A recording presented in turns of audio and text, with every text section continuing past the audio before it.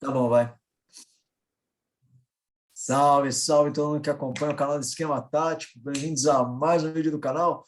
Hoje trazendo uma discussão polêmica para o canal, tendo em vista o título do Betis na Copa do Rei. Eu estou aqui com o Fredão e a gente vai destrinchar um pouco mais desse assunto, que você já leu nos comentários. Já que você leu os comentários, aproveita e se inscreve aí. Fredão, aproveitando que eu já mandei a letra, o que o pessoal tem que fazer além de se inscrever no canal? Tem que deixar o like no vídeo, comentar, ativar o sininho de notificação e seguir a gente nas redes sociais, Facebook, Instagram e o Twitter. Exatamente. E sem mais delongas, Greg, solta a vinheta aí, vamos começar o vídeo de hoje. Maravilha. Fredão, Betis, depois de 17 anos campeão de um título nacional, meu querido, como é que foi lá em Betis a festa, né, da equipe Alviverde? Lá em Sevilha, você quis dizer, não é? Exatamente, aqui no bairro de Betis. Brincadeira, não sei do que estou falando, confundi claramente. Mas, claro, o Betis é um time que eu acho o escudo bonito, eu acho a camisa bonita. Sempre, quando você jogava o Inning Eleven no PlayStation 2, você não pegava o time apelão porque você ganhava tudo muito fácil, você pegava sempre o time médio.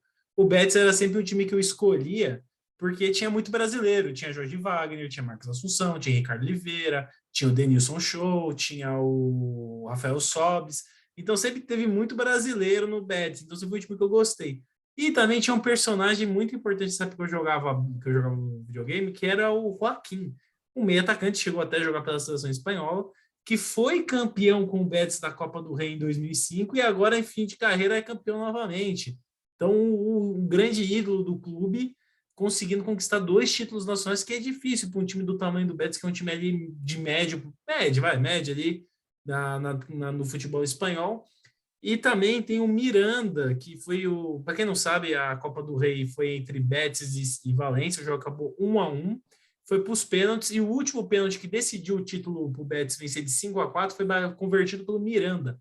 O Miranda, que é sim torcedor do Betis, tem uma foto dele, criança, com a bandeira do Betis, comemorando o título em 2005, e agora já adulto, jogando pelo time de coração, faz o gol do título, aquelas histórias maravilhosas que só o futebol proporciona.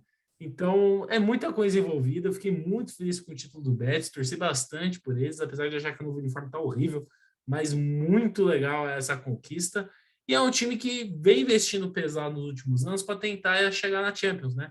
Tanto que trouxe Fekir, trouxe alguns nomes mais de peso para ser mais competitivo. O Barta, né, que era jogador do Barcelona, estava no Borussia, foi para o Betis também. Então, apesar do projeto Champions ainda não ter dado certo, é um time que está preocupado em ser competitivo dentro da Espanha, e o resultado já foi uma Copa da Espanha. Sim, acho que acabei não conseguindo acompanhar o campeonato na sua integridade, mas afinal a gente viu acabou acompanhando, né? Até por serem dois times que particularmente eu acho bem bacanas, né? Tanto o Valência quanto o Betis são equipes que eu sempre gostei de acompanhar dentro do cenário espanhol, justamente por não serem os papatítulos, né? Mas por serem equipes bastante carismáticas, né? Eu lembro que, por exemplo, eu sempre jogava com o Valência no Brasfoot do PET espanhol e o Betis por todos os brasileiros que você já citou, até por ter o Denilson, né? Seria uma final onde, particularmente, eu ficaria contente de qualquer um dos dois serem campeões. Mesmo eu aqui muretando, eu acho que foi uma final bem interessante e mais uma história muito legal que o futebol nos proporciona, como é a história do Joaquim, né? E como a própria história do Miranda, que são jogadores símbolos, né, do time. Mas não é só sobre o Betis que a gente vai falar sobre esse vídeo, né? A ideia é falar um pouco do sistema do campeonato, né? Porque a Copa do Rei, desde 2017, tem a sua decisão em jogo único. E uma coisa que a gente ficou aqui discutindo entre nós e a gente achou válido trazer para o vídeo, valeria a pena a Copa do Brasil voltar a ser definida em jogo único? Não só isso, cara. A decisão em jogo desde 2017, mas desde 2020, as fases anteriores também não é mais jogo de ida e volta. As fases anteriores são jogo único também, que até 2019 as fases anteriores era jogo de ida e volta. E com o jogo único desde 2020, os bichos papão da Espanha, que é Real Madrid, Barcelona e Atlético de Madrid, só um deles chegou em final. Então, assim, as 3 finais que teve a partir do momento que só tem jogo único na Copa do Rei, só teve uma vez que o Barcelona apareceu. Então, em 2020, a gente teve o clássico do País Basco, que foi Real Sociedad e Atlético Bilbao, que a gente até fez um vídeo falando do título da Real Sociedad. Daí depois teve Barcelona e Atlético de Bilbao. Bilbao aí conseguindo 2 vices, parabéns aí ao time de Bilbao. E agora a Betis e Valência. Então, também a questão do campeonato inteiro ser jogo único, você aumenta a probabilidade das zebras aparecerem. E tirando, o Brasil é um caso à parte que tem campeonato estadual, onde você consegue ter vários campeões dentro de um ano, mas fora do Brasil você só consegue tem poucos campeões ao longo do ano. É o campeão nacional, o campeão da Copa e se conseguir um título internacional. Então, ser campeão fora do Brasil é muito mais difícil. E para times que não têm o nível de Real Madrid, Barcelona, Atlético de Madrid, é quase impossível, porque você não tem que bater um grande, você tem que bater 3 grandes. Então, é muito difícil. Então, eu acho que esse sistema encaixou perfeito na Espanha, tanto que a gente viu o Real Sociedad voltando a ser campeão depois de 40 e poucos anos, o Betis também, depois de 17 anos. E a Copa do Brasil, cara, ela tem o slogan de ser o campeonato mais democrático do nosso país.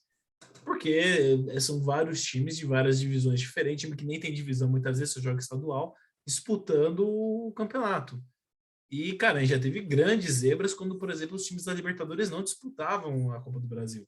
Então você tem Paulista batendo campeão, Santo André batendo campeão, você tem o Atlético Goianiense chegando em semifinal, você tem o Vitória fazendo final, você tem o Brasiliense fazendo final, você tem o Sport fazendo uma virada épica para cima do Corinthians.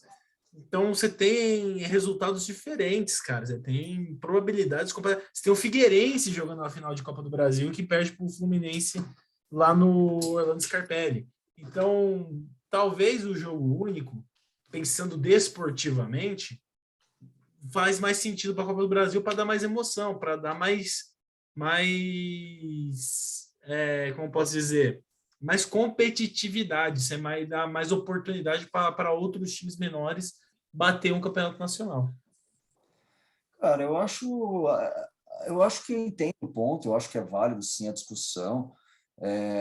Eu acho que tem um quê aí até de um pouco saudosismo, né? De jogo único, decisão em jogo único, daquela possibilidade da zebra, que todo mundo torce para o time pequeno. Mas, cara, eu acho que a verdade é que o jogo em ida e volta, ele traz um pouco mais de justiça, premiando sempre a equipe que propõe mais o jogo, premiando a equipe que joga melhor, que às vezes tem um elenco melhor. Óbvio que diminui um pouco a questão das zebras, né? Mas dá um quê de maior justiça na decisão de uma Copa, que muitas vezes acaba sendo por uma noite ruim do time grande que acaba não classificando, como foi o caso do Real Madrid tantas vezes na Copa do Rei, principalmente nos últimos anos. Em caso de jogos aqui no Campeonato na Copa do Brasil também, né? O próprio Corinthians naquele 3-2, pô, foi um jogo fora do padrão que o Corinthians esteve apresentando, né, durante aquela competição, que acabou perdendo, mesmo sendo jogo de ida e volta. Então, tem aí esse quê de maior justiça, e também o que nem sempre esses times menores acabam perdendo, né? Se você vê, o próprio Santo André foi campeão em 2 jogos, o Paulista foi campeão tendo 2 jogos na final, o próprio Sport teve 2 jogos e foi campeão. E, cara, um outro ponto que acaba jogando contra, né, essa adoção do jogo único, eu acho que é a questão financeira também, porque 2 jogos, você aumenta a arrecadação das 2 equipes, né?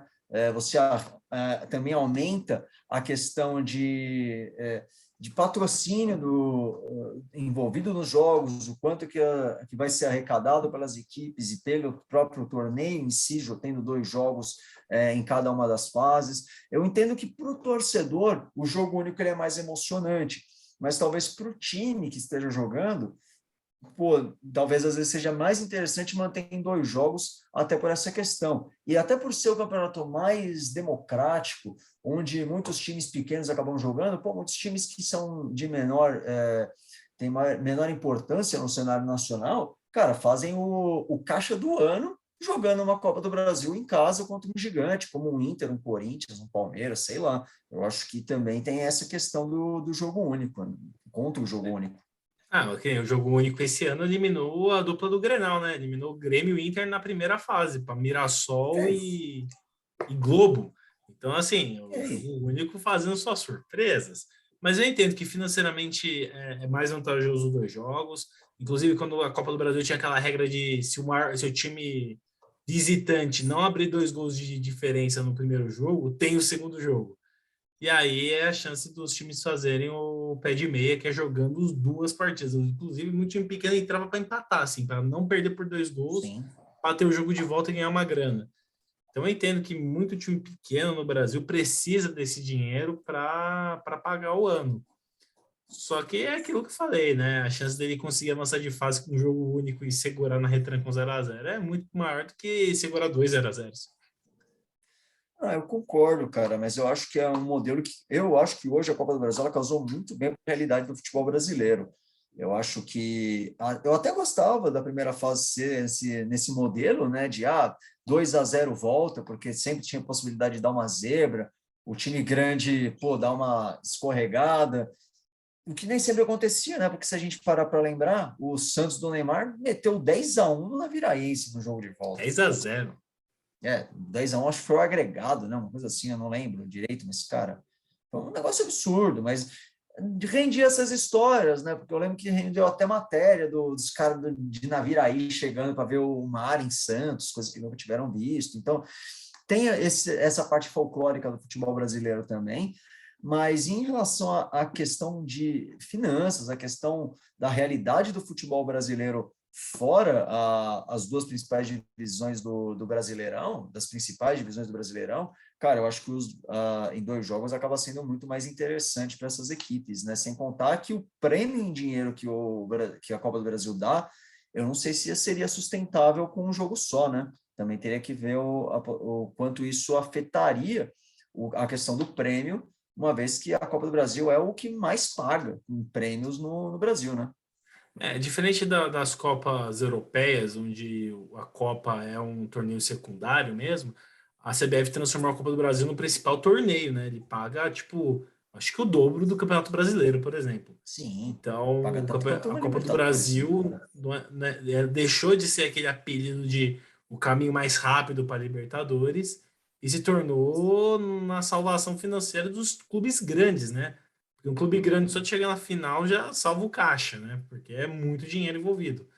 Então eu entendo os jogos de ida e volta, mas ver esse efeito espanhol. É que também eu acho que se fosse jogo único, será que os times, os grandes também abririam meio que mão, jogariam com o time reserva? Que nem o Real Madrid, o Barcelona, o Atlético de Madrid faz, botar um time misto para jogar quando é jogo único? Ou será que não? Isso é fazer eles priorizarem ainda mais a competição.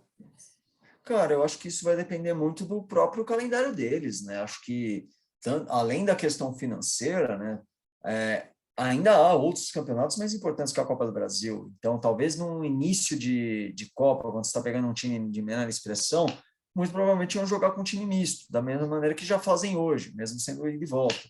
Mas, de repente, você já em uma fase um pouco mais aguda, é, tendo aí a necessidade de você priorizar um torneio continental, ou às vezes a própria disputa do Campeonato Brasileiro, eu acho que sim, haveria a possibilidade de você jogar com um time misto, que hoje às vezes não acontece na Copa do Brasil pelo tamanho de dinheiro que os caras vão receber se passar, né? Às vezes deixando até em segundo plano o Campeonato Brasileiro, como você falou. Eu acho que isso não tem tanto a ver com o ida e volta, mas eu acho que tem mais a ver com o cenário que as equipes se encontrariam jogando essa decisão, né? Eu acho que. Mas pode falar. Não, eu acho que é isso mesmo. Então você é a favor dos jogos de ida e volta.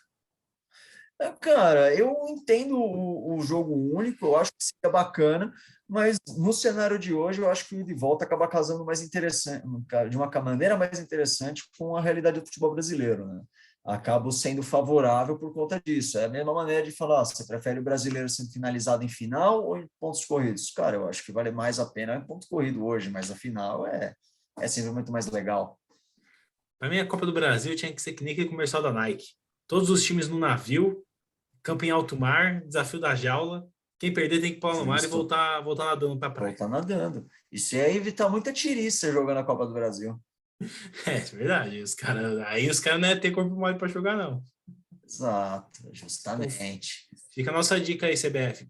Ó, Eu quero parte da premiação se vocês fizerem isso, hein? Pelo amor de Deus. Eu assinaria o pay-per-view para ver isso. Eu assinaria. É verdade, né? É verdade. Imagina uma ação PPV para o desafio da Gel da Copa do Brasil. Pô, os caras assinam o pay-per-view para ver o BBB, pô. Não vai É assinar verdade. isso. Cara, bem melhor. Tem gente que está o PPV para ver a casa dos artistas. Pô, mas aí é diferente, né? Quem viu a Casa dos Artistas viu o Supla saindo com a Bárbara Paz, grandes momentos da televisão brasileira, né? Saudades Casa dos Artistas, inclusive. Então vamos fechar o vídeo nesse momento saudosista da casa dos artistas. Vamos, já falamos bastante groselha, mas eu acho que é isso, né? A gente conseguiu trazer aí o principal do vídeo, ainda teve aí um espaço para descontração, mas é isso aí, pessoal. Obrigado a quem acompanhou até aqui. Siga a gente nas redes sociais, assim como o Fredão falou. É importante para a gente que você dê o seu like ou o seu dislike. É importante você interagir, porque aí o YouTube vai entender que isso daqui é relevante de alguma maneira. E aí vai começar a indicar para mais gente, o esquema tático vai se espalhando para todo lugar, substituindo a mídia de hoje em dia, que todo mundo reclama, mas todo mundo acompanha. Um abraço a todo mundo que acompanhou até aqui. Um grande abraço. Até o próximo vídeo. Tchau, tchau.